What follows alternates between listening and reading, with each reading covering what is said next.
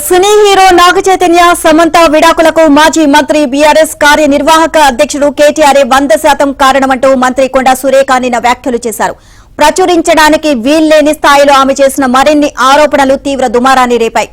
ఇక గాంధీ భవన్ లో మీడియాతో మాట్లాడిన సురేఖ పలు తీవ్ర వ్యాఖ్యలు చేశారు. కేటీఆర్ తో పడలేక 2-3 హీరోయిన్లు పెళ్లిళ్లు చేసేసుకున్నారని అన్నారు. అధికారంలో ఉన్నప్పుడు కేటీఆర్ కొంతమంది హీరోయిన్ల ఫోన్లను ట్యాప్ చేయించారని, వారి మాటలను రికార్డ్ చేసి బెదిరించారని ఆరోపించారు. తాను డ్రగ్స్ వాడడమే కాక వారికి కూడా అలవాటు చేశారని అన్నారు. మంత్రిగా ఉన్నప్పుడు ఎంతో మంది సినీ యాక్టర్ల జీవితాలతో ఆడుకొని వారిని డ్రగ్స్ కేసులో ఇరికించిన కేటీఆర్ తాను మాత్రం తప్పుకున్నాడు అని ఆగ్రహాన్ని వ్యక్తం చేశారు.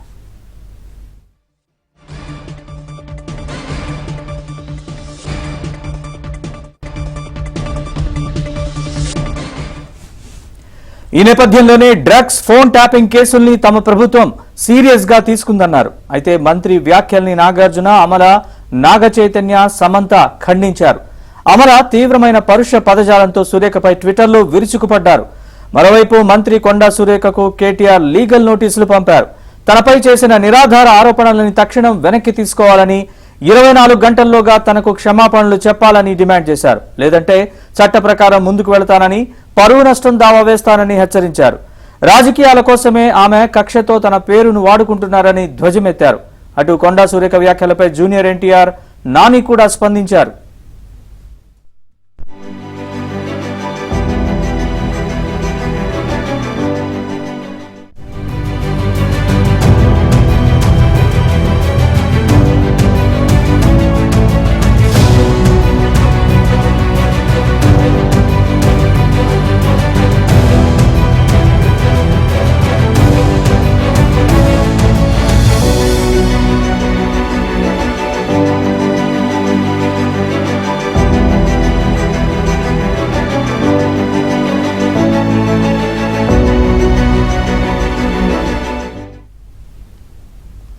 కేటీఆర్ పై వ్యాఖ్యలు చేసే క్రమంలో సమంత, నాగ చైతన్య విడాకులకు సంబంధించి నిన్న మంత్రి సురేఖ చేసిన వ్యాఖ్యలకు సంబంధించి హీరోలు నాని, జూనియర్ ఎన్టీఆర్ స్పందించారు.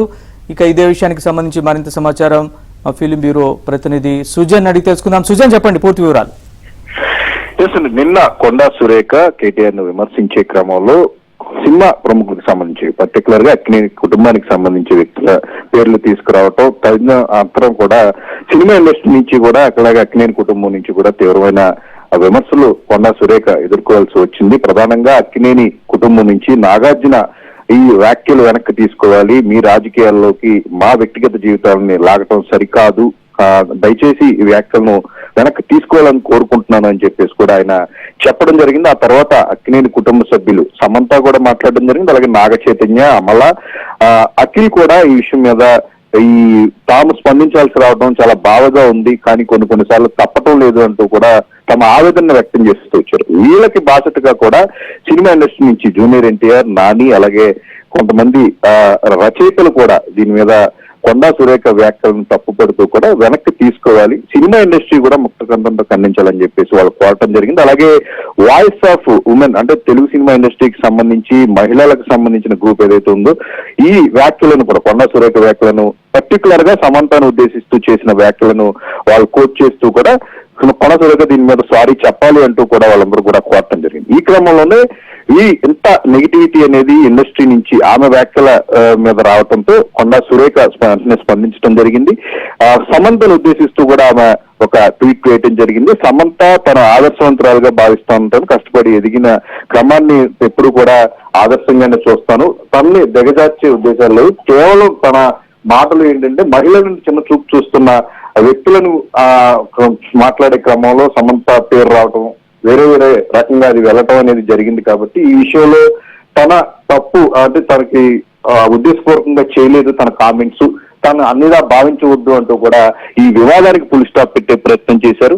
ఈ టోటల్ ఎపిసోడ్ లో మాత్రం సినిమా ఇండస్ట్రీ అంతా చాలా రోజుల తర్వాత మళ్ళీ అక్కినేని కుటుంబం యొక్క దీన్ని ప్రస్తావన తీసుకురావటం, అందరూ కూడా ఏకదాటిపైకి వచ్చి ఎప్పుడు కూడా రాజకీయాల్లోకి సినీ ప్రముఖుల వ్యక్తిగత జీవితాలను లాగొద్దు అంటూ కూడా వాళ్ళందరూ కూడా సూచించడం అనేది ఇక్కడ మనం గమనించవచ్చు. Right, thanks for the update Sujan.